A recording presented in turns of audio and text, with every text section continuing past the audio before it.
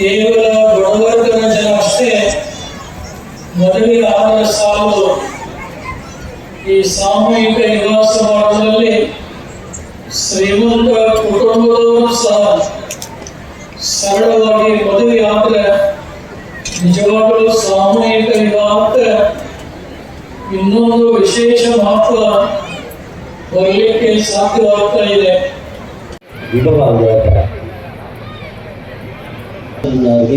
ಸ್ಪರ್ಶಿಸಿದೆ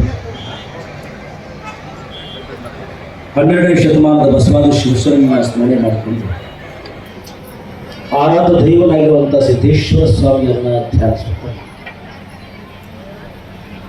ಶ್ರೀಮಠದ 20ನೇ ವರ್ಷದ ವಾರ್ಷಿಕೋತ್ಸವ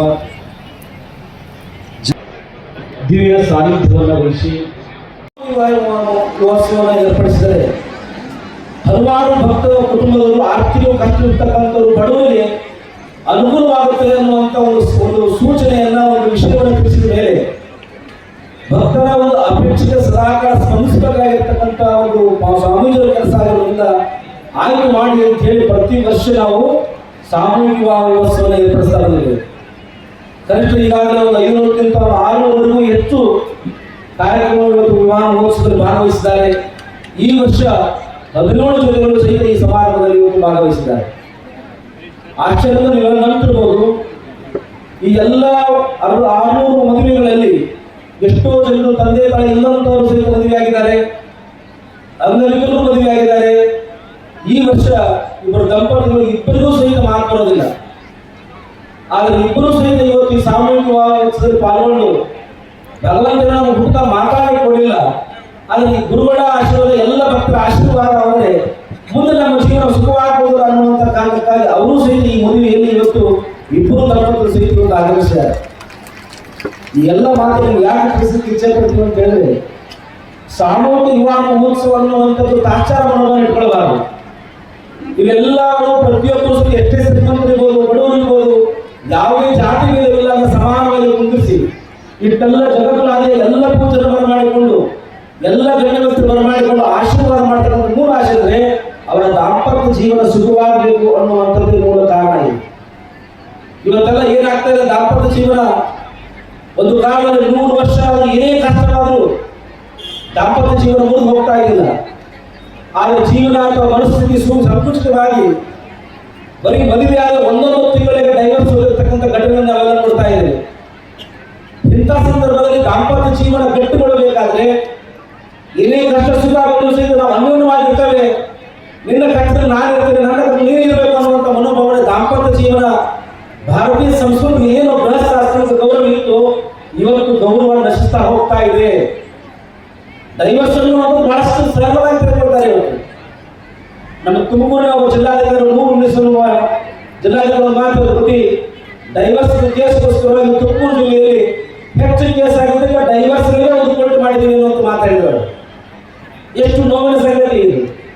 ನಮ್ಮ ದೇಶದಲ್ಲಿ ನಾವು ದಂಪತಿಗಳನ್ನು ಆಡಬೇಕಾದ್ರೆ ಸಾಕ್ಷಾತ್ ಶಿವ ಪಾರ್ವತಿ ಅನ್ನುವಂಥ ಭಾವನೆ ಇಟ್ಕೊಂಡು ಅವರಿಗೆ ಆಹಾರವನ್ನು ಹಾಕಿ ಪೂಜೆ ಮಾಡಿ ಶಾಸ್ತ್ರೋಕ್ತ ಆರೋಗ್ಯ ಮಾಡಿ ಅವ್ರಿಗೆ ಆಶೀರ್ವದಿಸುವಂಥ ಪರಂಪರೆ ಇತ್ತಲ್ಲ, ಇವತ್ತು ನಶಿಸ್ತಾ ಹೋಗ್ತಾ ಇದೆ.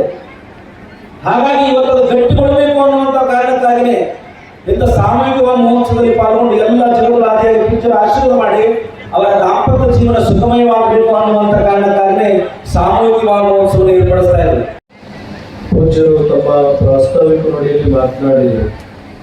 ನಾನು ಪ್ರತಿ ವರ್ಷವೂ ಪ್ರತಿ ಸಂದರ್ಭದಲ್ಲಿ ಕೂಡ ಹೇಳ್ತೇನೆ, ಪೂಜ್ಯ ವೀರಭದ್ರ ಶಿವಾಚಾರ್ಯ ಮಹಾಸ್ವಾಮೀಜಿಯವರು ಮಠವನ್ನು ಕಟ್ಟುವಂಥ ಕೆಲಸವನ್ನು ಮಾಡಿದರೆ, ಒಳ್ಳೆ ಮನಸ್ಸನ್ನು ಕಟ್ಟುವಂಥ ಕೆಲಸವನ್ನು ಮಾಡಿದ್ದಾರೆ ಅಂತ ಹೇಳಿ ಪ್ರತಿ ಸಂದರ್ಭದಲ್ಲಿ ಕೂಡ ನಾನು ಹೇಳ್ತಾ ಇದ್ದೀನಿ. ಅಂದರೆ ಪೂಜ್ಯ ವೀರಭದ್ರ ಶಿವಾಚಾರ್ಯ ಮಹಾಸ್ವಾಮೀಜಿಯವ್ರನ್ನ ಪೂಜ್ಯ ಬಾಳವನ್ಯರನ್ನ ಜಗದ್ಗುರು ಅಂತಃಕರಣ ತುಂಬಿ ಸಂಪೂರ್ಣ ಆಶೀರ್ವಾದವನ್ನು ಮಾಡಿ ಈ ಸಿದ್ಧರ ಬೆಟ್ಟದ ಬರದ ನಾಡು ನಾವಂತೀವಿ, ಸಿದ್ಧರ ನಾಡು ತಮ್ಮನಾಡು ಅಂತ ಹೇಳಿದ್ರು ಕೂಡ ನಮ್ಮ ಜಿಲ್ಲೆ ಒಳಗಡೆ ಕೊರಟಗೆರೆ ಭಾಗ ಅಂತೇಳಿ ಒಂದು ಬರಗಾಲದ ಪ್ರದೇಶ ಅಂತೇಳಿ ಗುಡಿಗಾಡು ಪ್ರದೇಶ, ಆ ಭಾಗಕ್ಕೆ ಬಂದು ಏನಿಲ್ಲದೆ ಖಾಲಿ ಕೈಗೆ ಜೋಡೆ ತಗೊಂಡು ಬಂದು 20 ವರ್ಷದಲ್ಲಿ ರಾಜ್ಯ ಅಂತಾರಾಜ್ಯದಲ್ಲಿ ಕೂಡ ಇವತ್ತು ಸಿದ್ಧರ ಬೆಟ್ಟದ ಪ್ರಖ್ಯಾತಿ ಪಡೆದಿದೆ ಅಂತ ಹೇಳಿದ್ರೆ ಪೂಜ್ಯ ವೀರಭದ್ರ ಶಿವಾಚಾರ್ಯ ಮಹಾಸ್ವಾಮೀಜಿಯವರ ಕರ್ತೃತ್ವ ಶಕ್ತಿ ಅಂತ ಹೇಳಿದ್ರೆ ತಪ್ಪಾಗ್ಲಿಕ್ಕಿಲ್ಲ ಅಂತ ನಾನಲ್ಲಿ ಕೂಡ ಭಾವಿಸ್ತೇನೆ. ಜಾತ್ರೆ ಹಿತವಾಗಿ ವರ್ಣರಹಿತವಾಗಿ ಎಲ್ಲರೂ ನಮ್ಮವರು ಅಂತ ಭಾವನೆಗಳಲ್ಲಿ ಇವತ್ತು ಎಲ್ಲ ಹಗಲು ರಾತ್ರಿ ಅಹರ್ನಿಶಿ ಇವತ್ತು ನಾಡಿನ ಉದ್ದಕ್ಕೂ ಕೂಡ ಸಂಚಾರವನ್ನು ಮಾಡಿ ಒಂದು ಒಳ್ಳೆ ತಪೋಕ್ಷೇತ್ರಕ್ಕೆ ಒಂದು ಮೆರಗನ್ನು ಕೊಟ್ಟಿದ್ದಾರೆ. ಪೂಜ್ಯ ಜಗದ್ಗುರುಗಳ ಆಶೀರ್ವಾದ ಸದಾಕಾಲ ಅವರ ಮೇಲೆ ಇರುತ್ತೆ ಅಂತೇಳಿ ಇವತ್ತು ಭಾವಿಸಿ ಇವತ್ತೇನು ಪ್ರತಿ ವರ್ಷವೂ ಸುಮಾರು 600-700 ಜನಗಳ ಒಂದು ಜೋಡಿಗೆ ಸಾಮೂಹಿಕ ಮದುವೆಗಳನ್ನು ಮಾಡಿದ್ದಾರೆ. ಇವತ್ತು ನಾವು ನೋಡ್ತಾ ಇದ್ವಿ ಅನೇಕರು ಮದುವೆಗಳಿಗೆ 2 ಕೋಟಿ 3 ಕೋಟಿ ಖರ್ಚು ಮಾಡಿ ಒಂದು ವಾರ ಮದುವೆ ಮಾಡ್ತಾರೆ, ಕೊನೆ ತಿಂಗಳಲ್ಲಿ ಡೈವರ್ಸ್ ಅರ್ಜಿ ಹಾಕುವಂಥ ಪರಿಸ್ಥಿತಿ ಬಂದಿದೆ. ಬಹುಶಃ ನಾವು ಕಂಡಂಗೆ ಏನು ಸಿದ್ದರ ಬೆಟ್ಟದಲ್ಲಿ ಸಾಮೂಹಿಕ ಮದುವೆಗಳಲ್ಲಿ ದಾಂಪತ್ಯಕ ಜೀವನಕ್ಕೆ ಪಾದಾರ್ಪಣೆ ಮಾಡಿದರೆ ಒಂದು ಕೂಡ ಡೈವರ್ಸ್ ಕೇಸ್ ಆಗಿಲ್ಲ ಅನ್ನುವಂಥದ್ದು ಹೆಮ್ಮೆಯ ವಿಚಾರ. ಯಾಕೆ ಅಂತ ಹೇಳಿದ್ರೆ ಇವತ್ತು ಇಷ್ಟು ಜನ ಪೂಜ್ಯರು ಮಹಾಸನ್ನಿಧವರ ಜಗದ್ಗುರುಗಳ ಆಶೀರ್ವಾದ ಬೇಕು ಅಂದರೆ ಇವತ್ತು ಚಿಕ್ಕಮಗಳೂರು ನೋಡ್ಕೊಂಡು ಹೋಗ್ಬೇಕು. ಇವತ್ತು ಮಹಾಸನ್ನಿಧಿಯವ್ರದ್ದು ಇವತ್ತು ಆಶೀರ್ವಾದವನ್ನು ಮಾಡ್ತಾ ಇದ್ದಾರೆ ಅಂತ ಹೇಳಿದ್ರೆ ನಾವೆಲ್ಲರೂ ಕೂಡ ನೀವೆಲ್ಲರೂ ಯಾವುದೋ ಜನ್ಮದಲ್ಲಿ ಪುಣ್ಯವನ್ನು ಮಾಡಿದ್ವಿ ಅಂತಿಲ್ಲ. ಅದಕ್ಕೆ ಹೇಳ್ತಾರೆ ನಗರೋಧಿಕಂ ತತ್ವ ನಗರೋಧಿಕಂ ತಪ ಗುರುವರ ಪರತರಂ ನಾಸ್ತಿ ತಸ್ಮೈ ಶ್ರೀ ಗುರವೇ ನಮಃ ಅಂತ ಹೇಳ್ತಾರೆ. ಗುರುವಿಲ್ಲದೆ ಯಜ್ಞ ಯಾಗ ತಪಸ್ಸು ಯಾವುದೂ ಕೂಡ ಇಲ್ಲ. ಗುರುವಿನ ಸಾಕ್ಷಾತ್ಕಾರ ಆಗ್ಬೇಕಾಗ್ತದೆ. ಇವತ್ತೇನು ಅನೇಕ ಭಾಗದಲ್ಲಿ ಇವತ್ತು ಈ ಭಾಗದಲ್ಲಿ ಮಳೆ ಇಲ್ಲದ ಸಂದರ್ಭಗಳಲ್ಲಿ ಜಾನುವಾರುಗಳಿಗೆ ಕುಡಿಯುವಂತೆ ನೀರಿನ ಸಂದರ್ಭಗಳಲ್ಲಿ ರೈತರ ಅನುಕೂಲಕ್ಕೆ ಸುಮಾರು 16 ಕೆರೆಗಳಿಗೆ ಹೂಳೆತ್ತುವಂತ ಕಾಯಕಕ್ಕೆ ಒಂದು ಚಾಲನೆ ಕೊಟ್ಟಂತ ಹೆಗ್ಗಳಿಕೆ ಪರಮ ಪೂಜ್ಯ ವೀರಭದ್ರ ಶಿವಾಚಾರ್ಯ ಮಹಾಸ್ವಾಮೀಜಿಯವರ ಸಂದರ್ಭ. ಎಲ್ಲಾದ್ರೂ ತುಳಿತಾ ಇದೆ ಜಿಲ್ಲೆ ಒಳಗಡೆ ತಾಲೂಕು ಏನಾದ್ರೂ ಒಂದು ಆರ್ತನಾದ ಇದೆ, ಒಂದು ಕೂಗಿದೆ ಅಂತ ಹೇಳಿದ್ರೆ ಮೊದಲನೇ ಧ್ವನಿಯಾಗಿ ನಿಲ್ತಕ್ಕಂಥದ್ದು ಪೂಜ್ಯ ವೀರಭದ್ರ ಶಿವಾಚಾರ್ಯ ಮಹಾಸ್ವಾಮೀಜಿಯವರು ಅಂತ ಹೇಳಲಿಕ್ಕೆ ನಾವು ಇಷ್ಟಪಡ್ತೇವೆ.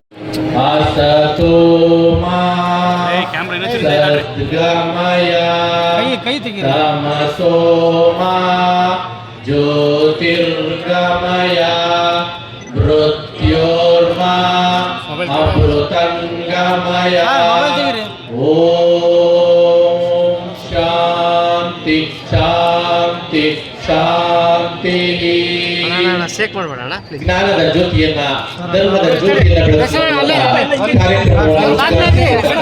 ಈ ವರ್ಷ ಕೊಟ್ಟಗೆರೆ ತಾಲೂಕಿನ ಹಿರಿಯ ಪಂಥದಂತ ಪದ್ಮನಾಭರವರಿಗೆ ಆ ಪ್ರಶಸ್ತಿಯನ್ನು ಕೊಡ್ತಾ ಇದ್ದಾರೆ. ಪದ್ಮನಾಭರವರು ಆ ಪ್ರಶಸ್ತಿಯನ್ನು ಸ್ವೀಕರಿಸಬೇಕು.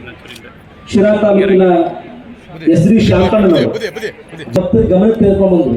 ಈಗ ಬುದ್ಧಿಯವರು ಜಮೀನು ತೊಗೊಳ್ತಾ ಇದ್ದಾರೆ. 1 ಲಕ್ಷ ರೂಪಾಯಿ ನಿಮ್ಮ ತಂದೆ ತಾಯಿ ಹೆಸರ ಮೇಲೆ 1 ಎಕರೆ ಜಮೀನು ಕೊಡಿಸ್ಬೋದು ಅಂತ 1 ಲಕ್ಷ ರೂಪಾಯಿ ಕೊಟ್ಟು ಆ ಜಮೀನನ್ನು ಕೊಡಿಸ್ಲಿಕ್ಕೆ ಕಾರಣೀಭೂತರಾಗಿದ್ದರು. ಹಾಗೆ ಬೆಳಗಾರದ ವೀರಭದ್ರಯ್ಯನವರು ಮಾಜಿ ಅಧ್ಯಕ್ಷರಾಗಿ ಪ್ರೀತಿಯಿಂದ ಕೊಟ್ಟಿರ್ತಕ್ಕಂಥ ಆ ಸಂದರ್ಭ ಮೊದಲೇ ವ್ಯಕ್ತಿಗಳ ಹಾಗೆ ಕರೇಗೌಡರು ಕೋಡಿಯಾಲದ ಸಪ್ತ ಮಾಂಗಲ್ಯಂ ತಂತು ನಾಮೇನ ಮಮ ಜೀವನ ಹೇತುನಾ ಗಂಗೆ ವಸ್ತ್ರಂ ಭೀಮ ಜಗದಾಚ್ಯತಂ ಇದೇ ಜೋಕಂತೆ ಮಾಂಗಲ್ಯಂ ವತ್ಯಾತ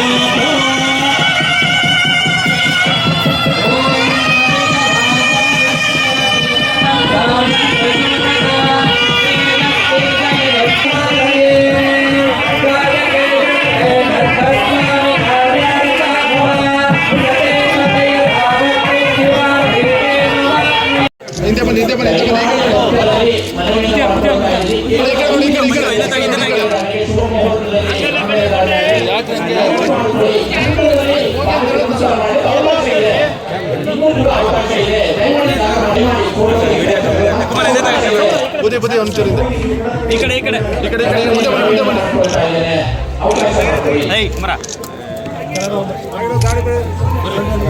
ಶಿವಣ್ಣರೇ ಸರ್ ಕೈ ಅಡ್ಡ ತರಬೇಡಿ ಸರ್, ನೀವು ಹಾಕದ್ ಬೇಡ. 1 ನಿಮಿಷ ಅಷ್ಟೇ.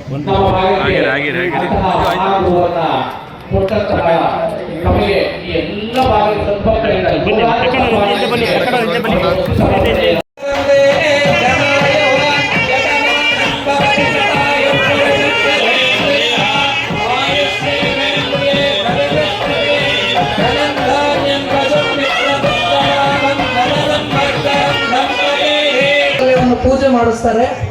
ದಯವಿಟ್ಟು ಗಂಟು ಮತ್ತೆ ಮಾಂಗಲ್ಯ ಎರಡನ್ನೂ ಪುರೋಹಿತರ ಸಹಕರಿಸ್ಬೇಕು. ಪುರೋಹಿತರು ಹೇಳದಂತೆ ಕೇಳಿ. ಈಗ ಇಲ್ಲಿ ನಮ್ಮ ಶ್ರೀಮಠದ ಷಟ್ಸ್ಥಲ ಬ್ರಹ್ಮಿ ಶ್ರೀ ಶ್ರೀ ವೀರಭದ್ರ ಶಿವಾಚಾರ್ಯ ಮಹಾಸ್ವಾಮೀಜಿಗಳಿಗೆ ಆಶೀರ್ವಾದ.